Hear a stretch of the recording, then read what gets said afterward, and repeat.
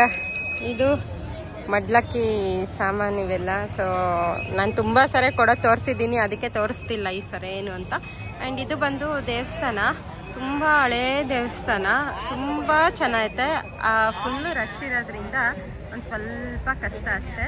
But ಆಚೆ ಕಡೆಗೆ ನಿಂಬೆಹಣ್ಣಿನ ದೀಪನೂ ಹಚ್ತೀನಿ ಅಂತ ಬಂದಿದ್ದೀನಿ. ಸೊ ಹಚ್ತೀನಿ. ಆ್ಯಂಡ್ ನೋಡಿ ಇಷ್ಟು ದೇವಸ್ಥಾನ, ಫುಲ್ ಹಳೇ ದೇವಸ್ಥಾನ. ದರ್ಶನ ಮಾಡಿಕೊಂಡು ಬೇಗ ಬರೋಣ. ಇವಾಗ ಇಲ್ಲಿ ಓಹೋ ಯಾರೋ ನ್ಯೂಸ್ ಅವ್ರು ಕೂಡ ಇಲ್ಲೇ ಇದ್ದಾರೆ, ಇದ್ದಾರೆ ಇಲ್ಲೇ, ಅವ್ರನ್ನ ಹಿಡ್ದಿದ್ದೀನಿ ನೋಡಿ.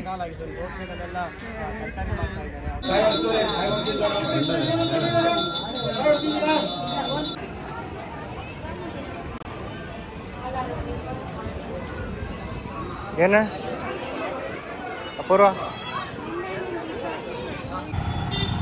ಅಲ್ಲಿ ಬಿಟ್ಟು ನಡ್ಕೊಂಡು ಹೋಗ್ತಾ ಇದ್ದೀವಿ ದೇವಸ್ಥಾನಕ್ಕೆ. ಅಲ್ಲಿಂದನೇ ಬಿಟ್ಟಿದ್ರೆ ಹಿಂಗೊಂದು ಹೆಜ್ಜೆ ಬರುವತ್ತ, ಇಲ್ಲೆಲ್ಲ ಬಿಟ್ಟು. ಚಾಮುಂಡೇಶ್ವರಿ ದೇವಸ್ಥಾನಕ್ಕೆ ಬಂದಿದ್ದು. ನೋಡಿ ರಶ್ ತೋರಿಸ್ತೀನಿ ನಮಗೆ, ಎಷ್ಟು ರಶ್ ಆಯಿತು. ದರ್ಶನ ಮಾಡ್ಕೊಂಡು ಬರೋಣ.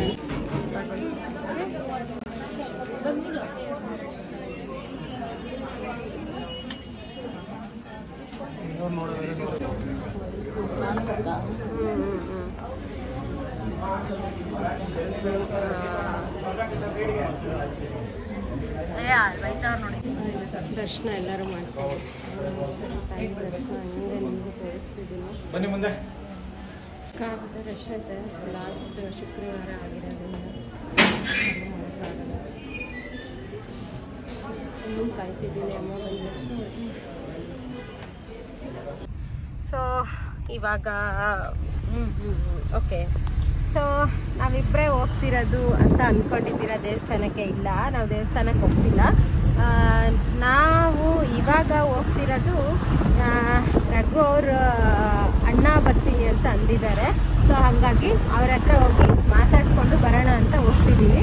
ಆ್ಯಂಡ್ ಅದು ಅಲ್ಲದೆ ಮನೇಲಿ ಊಟ ಎಲ್ಲ ಮಾಡ್ತಿದ್ರು. ಸೊ ಹಂಗಾಗಿ ಅವ್ರನ್ನೆಲ್ಲ ಅಲ್ಲೇ ಬಿಟ್ಟು ನಾವು ಹೋಗ್ತಿರೋದು, ಟೈಮ್ ಆಗೋಗುತ್ತೆ ಅಂತ. ಸೊ ಬನ್ನಿ, ನೆಕ್ಸ್ಟ್ ಯಾವ ದೇವಸ್ಥಾನಕ್ಕೆ ಹೋಗ್ತೀನಿ ಅಂತ ತೋರಿಸ್ತೀನಿ. ಇವಾಗ ನೀವು ನೋಡಿರ್ಬೋದು 2 ದೇವಸ್ಥಾನ ನಾನು ಆಗಲೇ ತೋರಿಸಿದ್ದೀನಿ. ಒಂದು ಮಧುಗಿರಿದು, ಇನ್ನೊಂದು ಚಾಮುಂಡೇಶ್ವರಿ ದೇವಸ್ಥಾನ. ಎರಡೂ ಸಿಕ್ಕಾಪಟ್ಟೆ ರಶ್ ಇತ್ತು. ಆ್ಯಂಡ್ ಈಗ ಅಲ್ಲಿ ಹೆಂಗಿರುತ್ತೆ ಅಂತ ನಂಗೆ ನಿಜ ಗೊತ್ತಿಲ್ಲ. ಆ್ಯಂಡ್ ಅದು ಹೋಗ್ಬಿಟ್ಟು ಬರೋಣ. ಆ್ಯಂಡ್ ಅದಾದಮೇಲೆ ದುರ್ಗಾ ಪರಮೇಶ್ವರಿ ದೇವಸ್ಥಾನಕ್ಕೂ ಕರ್ಕೊಂಡು ಹೋಗ್ಬರ್ತೀನಿ, ಅಲ್ಲಿಗೂ ಹೋಗೋಣ. ಆ್ಯಂಡ್ ಇವತ್ತು ಫುಲ್ ನಿಮಗೆ ಟೆಂಪಲ್ ರನ್ ಅಂತಲೇ ಅನ್ಕೋಬೋದು. ನಾನು ಬರೀ ದೇವಸ್ಥಾನದಲ್ಲೇ ಇವತ್ತಿರೋದು. ಅದು ಒಂಥರ ಪುಣ್ಯ ಅಂತ ಅನ್ಕೋತೀನಿ ನಾನು. ಎಲ್ಲರಿಗೂ ಆ ಪುಣ್ಯ ಸಿಗಲ್ಲ. ಸೊ ಓಕೆ, ಬನ್ನಿ ಇವತ್ತಿಂದು ನೆಕ್ಸ್ಟ್ ಏನೇನಾಗುತ್ತೆ ಅಂತ ನೋಡ್ಕೊಂಡು ಹೋಗೋಣ. ಹಂಗೆ ಇಷ್ಟ ಆದರೆ ನನ್ನ ಚಾನಲ್ಗೆ ಒಂದು ಪುಟ್ಟ ಲೈಕ್ ಮಾಡಿ, ಸಬ್ಸ್ಕ್ರೈಬ್ ಮಾಡ್ಕೊಳ್ಳೋದಂತೂ ಮೊದಲು ಮರಿಬೇಡಿ. ಆ್ಯಂಡ್ ಶೇರ್ ಮಾಡಿ. ಇನ್ನೂ ಇಂಟ್ರೆಸ್ಟಿಂಗ್ ವ್ಲಾಗ್ಸ್ನ ನಾನು ನಿಮ್ಮ ಹತ್ರ ತೊಗೊಂಬರ್ತೀನಿ ಅಂತ ಹೋಪ್ ನಿಮಗೆ ಕೊಡ್ತಿದ್ದೀನಿ. ಆ್ಯಂಡ್ ಅಷ್ಟೇ. ಇವಾಗ ಬೋಲಾಸಿಗೆ ಬಂದಿದ್ವಿ ಡ್ರೈ ಫ್ರೂಟ್ಸ್ ತಗೊಳ್ಳೋಣ ಅಂತ. ಇವತ್ತೆಲ್ಲ ಒಂದೇ ದಿನದ ನಾನು ಹಾಕ್ತಿರೋದು ವ್ಲಾಗು. ಏನು ಚೇಂಜ್ ಏನಲ್ಲ, ಬಟ್ ನಾವು ಹಂಗೆ ಅಡ್ಡಾಡ್ತಿದ್ದೀವಿ. ಸೊ ಹಂಗಾಗಿ ಸ್ವಲ್ಪ ನಿಮಗೂ ಏರುಪೇರು ಆಗ್ಬೋದು ನೋಡೋಕ್ಕೆ. ಇವಾಗ ನಾವು ಬಂದಿದ್ದು ಎತ್ತಿನಹಳ್ಳಿ ದೇವಸ್ಥಾನಕ್ಕೆ. ಸೊ ಇದು ಏನೋ ಒಂಥರ ನನಗೆ ಫಸ್ಟಿಗೆಲ್ಲ ಈ ದೇವಸ್ಥಾನ ಗೊತ್ತಿರಲಿಲ್ಲ. ನಮ್ಮ ಮನೆ ಕಾಂಪ್ಲೆಕ್ಸ್ ಗೃಹ ಪ್ರವೇಶ ಆದಮೇಲಿಂದ ಈ ದೇವಸ್ಥಾನಕ್ಕೆ ನಾನು ಒಂಥರ ಕನೆಕ್ಟೆಡ್ ಆಗಿಬಿಟ್ಟಿದ್ದೀನಿ. ಯಾವತ್ತಿದ್ರೂ ಇಲ್ಲಿಗೆ ಬಂದು ಮಡ್ಲಕ್ಕಿ ಕೊಟ್ಟೋದ್ಮೇಲೆ ನನಗೆ ಸಮಾಧಾನ ಆಗೋದು. ಸೊ ಹಾಗಾಗಿ ಮಡ್ಲಕ್ಕಿ ಕೊಡೋಣ ಅಂತ ಬಂದಿದ್ದೀನಿ. ಬನ್ನಿ ಒಳಗಡೆ ಹೋಗೋಣ. ಅಕ್ಕಿ ಕೊಡ್ತೀನಿ.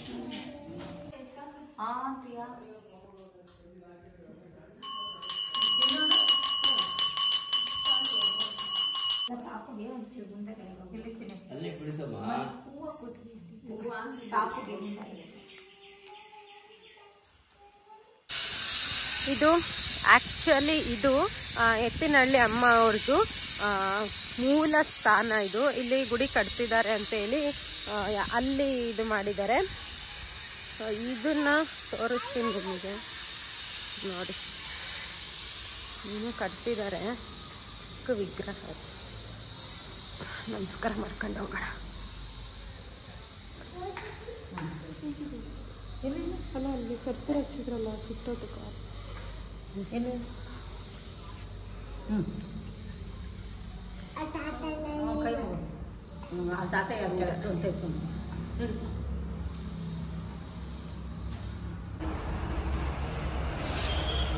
ಇದು ದುರ್ಗಾ ಪರಮೇಶ್ವರಿ ದೇವಸ್ಥಾನ ಆನ್ ದ ವೇನೇ ಇತ್ತು. ಸೊ ಹಂಗಾಗಿ ಇದಕ್ಕೊಂದು ಹೋಗಿ ಬರೋಣ ಅಂತ ಬಂದಿದ್ದು ಇವತ್ತು.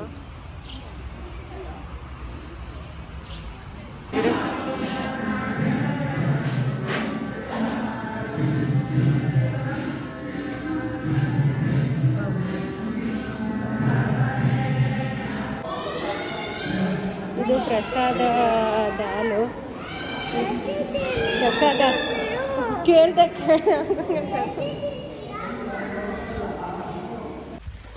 ಅದೆಲ್ಲ ಮುಗಿಸ್ಕೊಂಡು ಸೈಟ್ ಹತ್ರ ಬಂದಿದ್ದೀವಿ. ನಡೀತಾ ಆಯ್ತಾ. ಅದು ಬೇಡ ಅಂತ ಹೇಳ್ತಿದ್ದೀನಿ, ಇದ್ರಲ್ಲಿ ಆಟ ಆಡ್ಕೋ, ಅದು ಧೂಳು.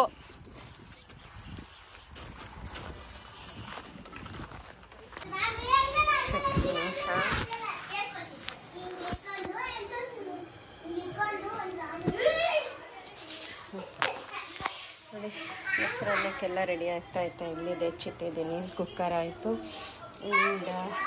ಪುಳಿಯೋಗರೆ ಒಂದು ಸ್ವಲ್ಪ ತಕ್ಕೊಂಡು ಇಷ್ಟು ಮಿಕ್ಸಿ ಇಟ್ಕೊಂಡಿದ್ದೀನಿ ದೇವ್ರಿಗೆ ನೈವೇದ್ಯ ಮಾಡೋಣ ಅಂತ.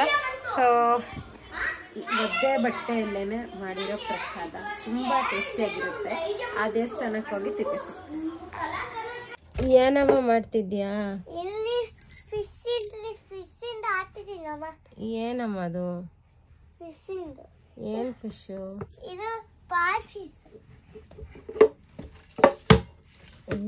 ಅಪ್ಪ ಏನು ಆ್ಯಕ್ಚುಲಿ ಏನದು ನಿಂದು ಇಂಟೆನ್ಷನ್ ಏನಿವಾಗ? ಏನು ಅಂತ ಮಾಡಿರೋದದು?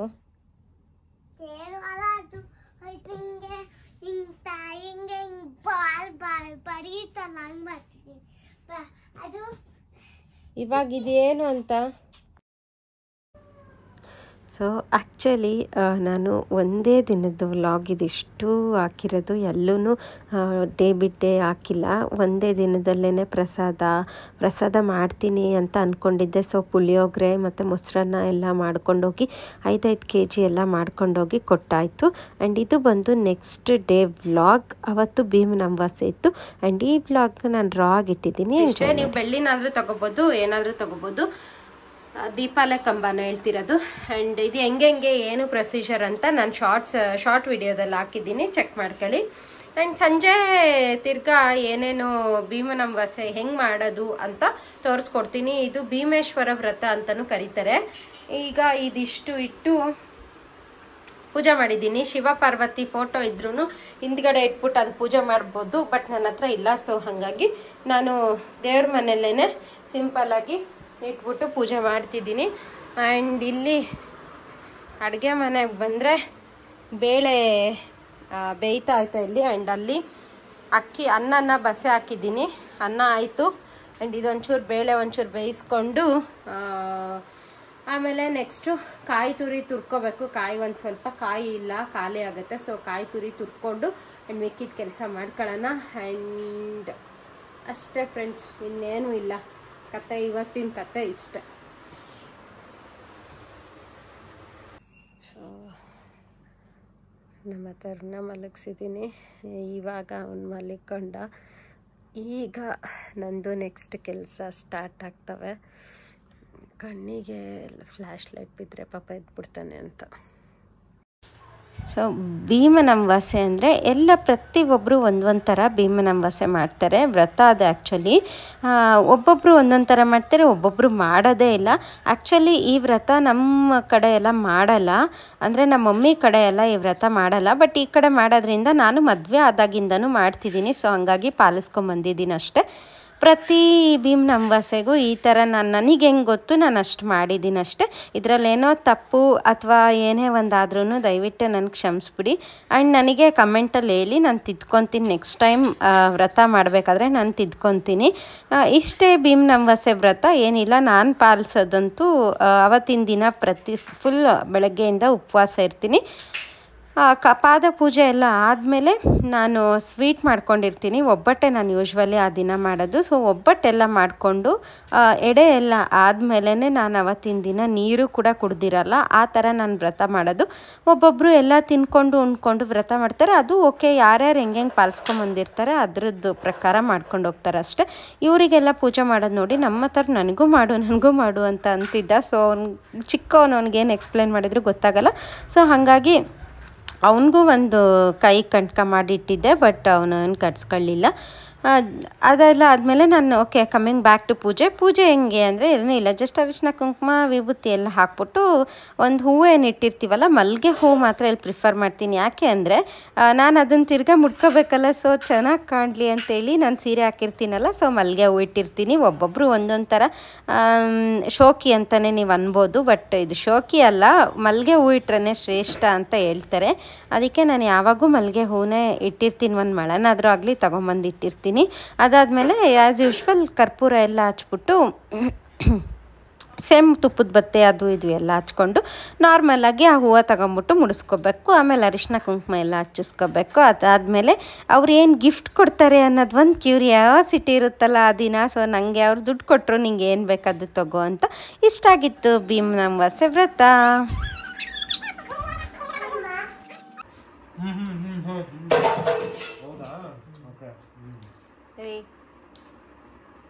ಹಲೋ ಹೆಂಗಾಗಿತ್ತು? ತುಂಬಾ ಚೆನ್ನಾಗಿದೆ ಒಬ್ಬಟ್ಟು.